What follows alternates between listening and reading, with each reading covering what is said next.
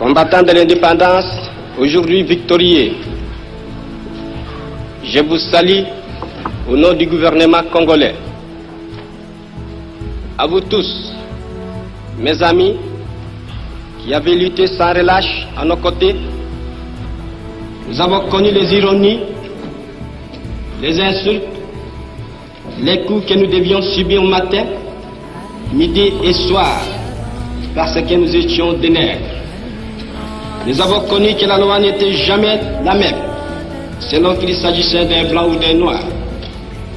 Qui oubliera les fusillades, les cachons furent brutalement jetés, ceux qui ne voulaient plus se soumettre au régime d'injustice, d'oppression et d'exploitation. Ça, c'est vraiment le moment de ce fameux discours du 30 juin 1960. Beaucoup de gens alors ont dit il a signé son arrêt de mort avec ce discours, puisque le gouvernement belge alors, qui ne voulait pas de lui, pas seulement à cause du discours du 30 juin, mais parce qu'il était Patrice Lumumba et que ça ne coïncidait pas avec l'espérance des Belges, ni avec celle des Américains, ni avec celle, enfin, de beaucoup de gens du monde des affaires. Bien longtemps d'avance, j'ai souvent lutté contre l'injustice. J'étais profondément éduqué dans la doctrine, pour ainsi dire, vraiment chrétienne. J'avais ce sentiment et mon père, ma mère m'ont toujours dit il ne faut pas être méchant, il faut être bon envers les gens, même quand on vous a frappé, il ne faut pas répondre. Et alors je n'ai jamais compris dans ma vie pourquoi à l'école on nous enseignait il faut être bon, il faut la charité chrétienne, il faut l'amitié entre les hommes.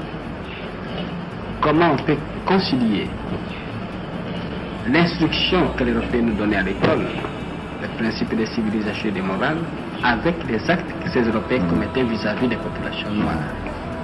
Et c'est en faisant cette observation au jour le jour, à comparer les principes qu'on nous enseignait, les actes que ceux qui nous enseignaient commettaient. Et alors, je voyais chaque fois la contradiction.